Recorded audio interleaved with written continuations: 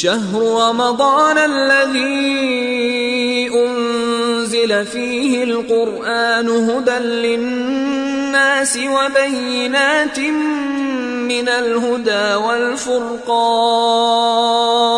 اعوذ باللہ من الشیطان اللعین الرجیم بسم اللہ الرحمن الرحیم الحمد للہ وکفا وسلام علی عبادہ الذین اصطفى محمد وعطرتہ الطاہرہ اما بعد۔ ماہ مبارک رمضان کی چوتھے دن کی دعا، امام معصوم علیہ السلام یوں تعلیم فرماتے ہیں، بسم اللہ الرحمن الرحیم، اللہم قونی فیہ علی اقامت امرک واذقنی فیہ حلاوت ذکرک واوزعنی فیہ لاداء شکرک بکرمک واحفظنی فیہ بحفظک وسترک یا ابصر الناظرین۔ پروردگار اے اللہ، مجھے قوت عطا فرما تاکہ میں تیرے احکام کو بجا لا سکوں، وَأَذِقْنِي فِيهِ حَلَاوَةَ ذِكْرِكَ، اور مجھے اپنے ذکر کی حلاوت کا مزہ چکھا، اس کا ذائقہ چکھا، اس کی مٹھاس مجھے نصیب کر۔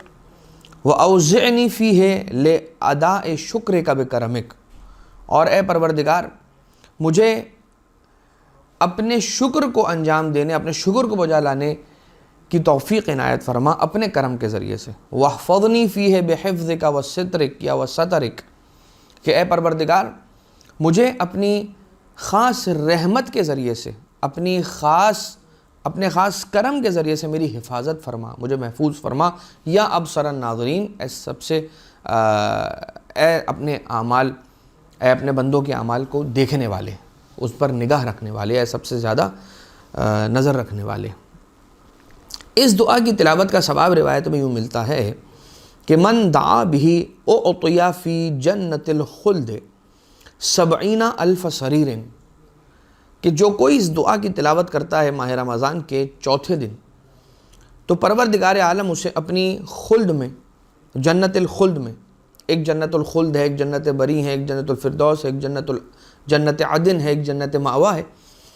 تو پروردگار اسے جنت الخلد میں، یا یوں ملتا ہے کہ جنت الخلد کا مطلب کیا ہے؟ ہمیشہ ہمیشہ جس جنت کے اندر انسان کو رہنے کی اجازت مل جائے گی، اس جنت میں 70,000 سریرن، 70,000 تخت نصیب فرمائے گا۔ علی کل سریر جاریۃ من الحور العین، اور ہر تخت پر ایک حور العین موجود ہوگی۔ ایسے پروردگار عالم اس شخص کو 70,000 تخت عنایت فرمائے گا اپنی جنت الخلد کے اندر، ہمیشہ رہنے والی جنت کے اندر۔ پہلا جملہ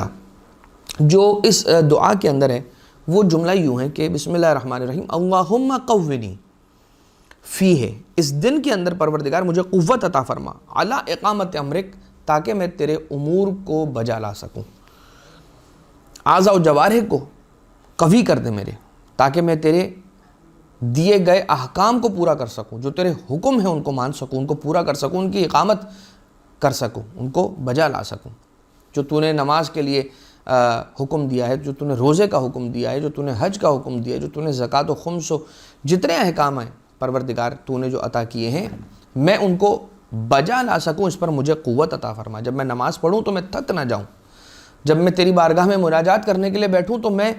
تھک نہ جاؤں، کہیں یہ نہ سوچنے لگوں بار الہ اے خدا یہ دعا کب ختم ہوگی، یہ اتنے پیج رہ گئے، ابھی 15 پیج رہ گئے، اب 12 پیج رہ گئے، اب 10 پیج رہ گئے، اب 8 پیج رہ گئے۔ پروردگارہ مجھے قوت عطا فرما، میرے اعضاء و جوارح کو مضبوطی عطا فرما، تاکہ میں تیرے حکم کو بجا لانے کے قابل بن سکوں۔ جیسا کہ دعائے کمیل کے اندر ملتا ہے، مولا کائنات علیہ السلام ارشاد فرماتے ہیں کہ قو علی خدمتک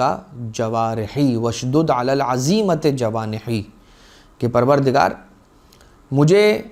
میرے جوارح کو، اعضاء و جوارح کو قوت عطا فرما، تاکہ میں تیری خدمت کے اندر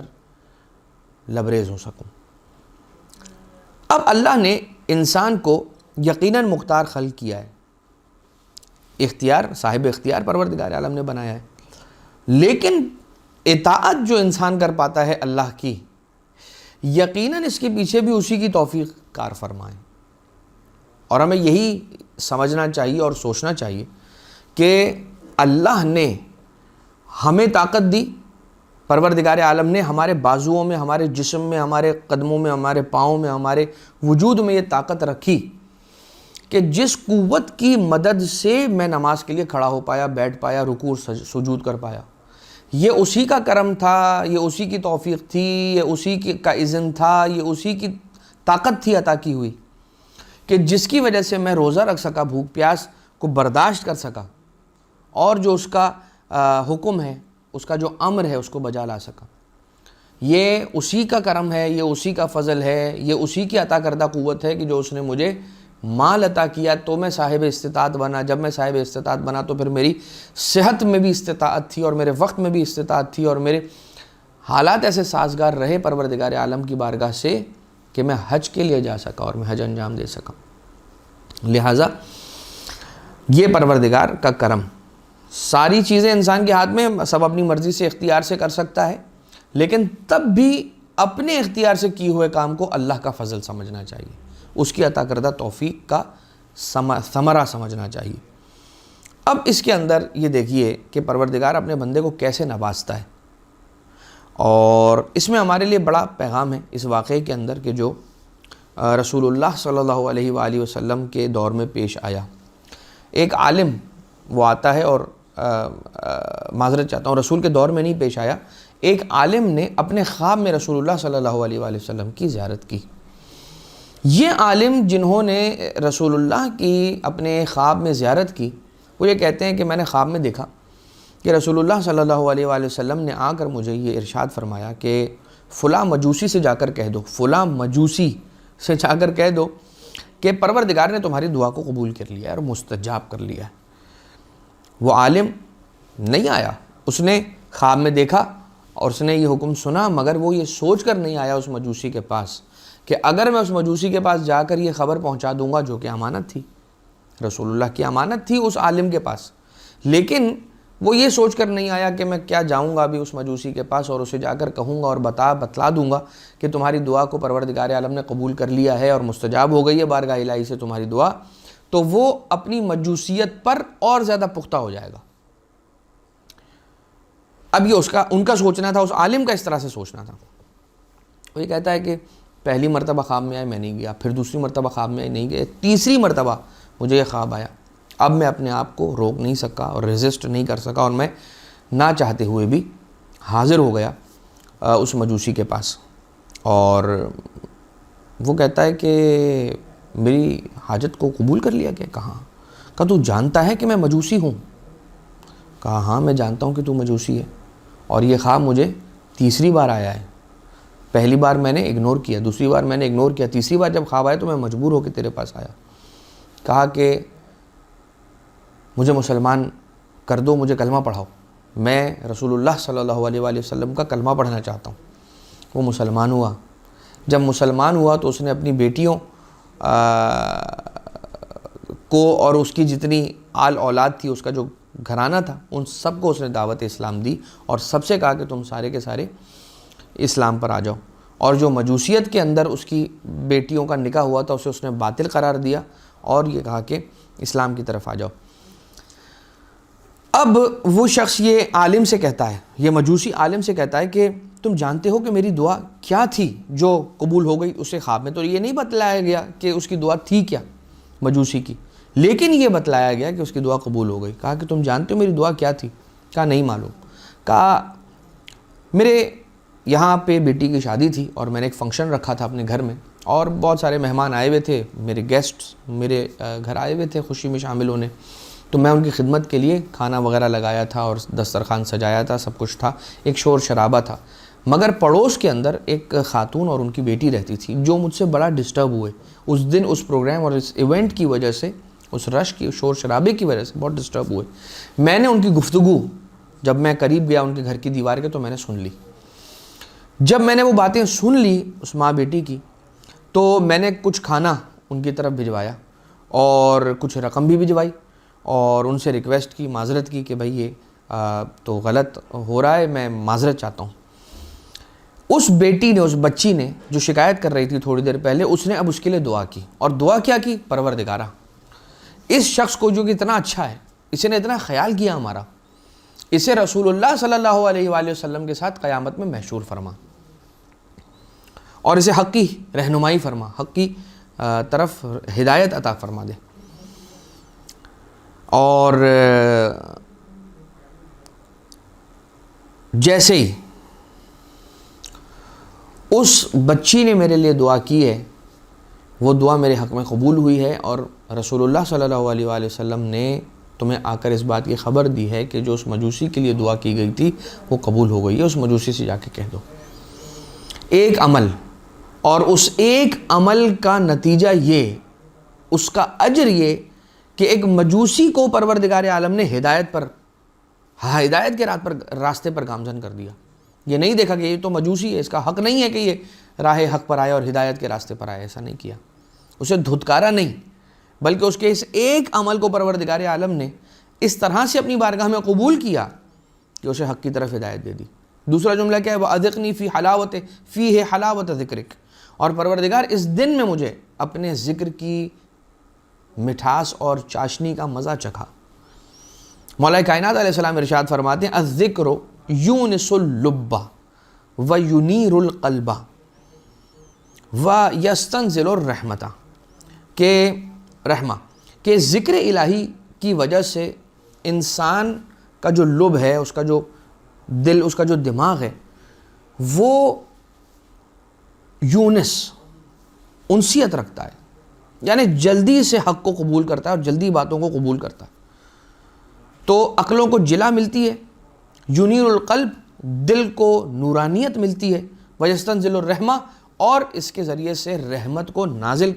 کروایا جاتا ہے, رحمت کو کھینچ کے نازل کروایا جاتا ہے. کون سی چیز؟ ذکر اللہ,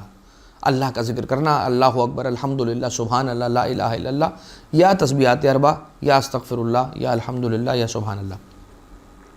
اور اس کے بعد والا جملہ کیا ہے اس دعا کا؟ وَأَوْزِعْنِي فِيهِ لِأَدَاءِ شُكْرِكَ بِكَرَمِكَ, اور پروردگار مجھے اپنے شکر کے راستے پر گامزن کر دے, ڈال دے, مجھے توفیق عطا فرما کہ میں تیرے شکر کو بجا لا سکوں. امام صادق علیہ السلام ارشاد فرماتے ہیں شکر النعمت اجتناب المحارم, اللہ کی نعمت کا شکر ادا کرنے کا معنی یہ ہے, اس کا مطلب, اس کا طریقہ یہ ہے کہ اجتناب المحارم, کہ حرام کاموں سے انسان اپنے آپ کو بچا لے. وَتَمَامُ قَوْلِ الرَّجُلِ الْحَمْدُلِلَّهِ رَبِّ الْعَالَمِينَ, اور تمام حمد کیا ہے؟ کسی کا یہ کہنا الحمدللہ رب العالمین. اگر کوئی الحمدللہ رب العالمین کہتا ہے گویا اس نے پروردگار عالم کے شکر کی ادائیگی کی کوشش کا مرحلہ پورا کر دیا. پھر امام معصوم علیہ السلام ارشاد فرماتے من حمد اللہ علی النعمت فقد شکرہ, جو اللہ کی نعمت پر اس کی حمد کرتا ہے گویا اس نے اس کا شکر ادا کیا, شکریہ ادا کیا. وَكَانَ الْحَمْدُ أَفْضَلَ مِن تِلْكَ النِّعْمَةِ, اور یہ حمد کرنا, جو کسی بھی انسان نعمت پہ حمد کرتا ہے اللہ کی, یہ اس نعمت سے زیادہ افضل چیز ہے جو اسے اللہ نے عطا کر دی. نعمت عطا کی اس کا کرم ہے, نعمت سے بڑی نعمت کیا عطا کی؟ اس نعمت پر شکر ادا کرنے کی توفیق, یہ اس سے بڑی نعمت ہے. مولا سید سجاد علیہ السلام مناجات الشاکرین کے اندر ارشاد فرماتے ہیں کہ الہی تصاغرا عند تعاظم آلائک شکری, اے پروردگار میرا شکر کرنا یہ چھوٹا ہے, میرا شکر چھوٹا ہے. کس چیز کے بارے میں؟ عند تعاظم آلائک, تیری بڑی بڑی ظاہری اور معنوی نعمتوں کے سامنے میرا شکر بہت معمولی سی اور بہت چھوٹی سی چیز نظر آئے گا. میں نے تیری اتنی بڑی بڑی نعمتوں کو استعمال کیا اور ان سے استفادہ کر لیا, مگر شکر بہت تھوڑا سا کیا. فَكَيْفَ بِي بِتَحْصِيلِ الشُّكْرِ وَالشُّكْرِ إِيَّاكَ يَفْتَقِرُ إِلَى شُكْرٍ, تو پس پروردگار میں تیری شکر کے منزل کو حاصل کر ہی نہیں سکتا, میں مکمل طور پہ 100% اتمام شکر پر تو پہنچ ہی نہیں سکتا, میں تیرا شکر ادا کر ہی نہیں سکتا. کیوں؟ وَالشُّكْرِ إِيَّاكَ, میرا تیرا شکر ادا کرنا, يَفْتَقِرُ إِلَى شُكْرٍ, میں تیرا ایک شکر ادا کرتا ہوں تو وہ ایک اور دوسرے شکر کی طرف مجھے محتاج کر دیتا ہے کہ میں ایک اور شکر کرنے کا تقاضا پیدا ہو گیا. یعنی شکر انسان اس لیے نہیں کر سکتا کہ شکر کرنے پر خود ایک شکر کرنا واجب ہو جاتا ہے اور لازم ہو جاتا ہے. لہٰذا پروردگار عالم کی اتنی نعمتیں ہیں جو اس نے ہمیں فراوان عطا فرمائی ہیں، خصوصاً اہل بیت اطہار اتنی بڑی نعمت ہے، سب سے بڑی نعمت ہے اہل بیت اطہار معصومین علیہ الصلوۃ والسلام، کہ اگر یہ نہ ہوتے تو ہمیں یہ بھی نہ پتہ چلتا کہ اس کا شکر ادا کرنا ہے اور کیسے کرنا ہے۔ اور اگر اہل بیت اطہار نہ ہوتے تو آج ہم نہ ڈسکس کر رہے ہوتے کہ یہ مولا کے دعا کے الفاظ ہیں اور مولا نے ماہ رمضان کے چوتھے دن کون سی دعا پڑھنے کی ہمیں تلقین اور تعلیم فرمائی ہے۔ اس دعا کے ساتھ کہ پروردگار ہمیں شکر گزاروں میں سے قرار دے۔ وما علینا الا البلاغ المبین، وصلی اللہ علی محمد وآلہ الطیبین الطاہرین۔